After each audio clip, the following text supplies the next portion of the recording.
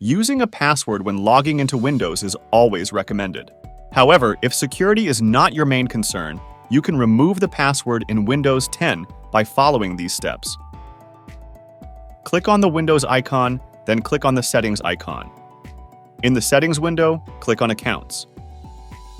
The Your Info window will open and be located below your account name. Click on the Sign In with a local account instead option. In the Confirmation window, click on the Next button. This will switch your account to a local one. A Windows Security window will appear. Type your existing Windows password and click on the OK button.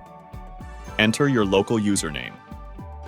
Leave the new password, confirm password, and password hint text fields empty. Click on the Next button. You will notice that the local account appears under your new username. Click on the Sign Out and Finish button. After completing these steps, the password will be removed from Windows 10. Thank you so much for watching. If this video was helpful to you, don't forget to like it, and make sure to subscribe to my Resolved channel for more informative and educational videos.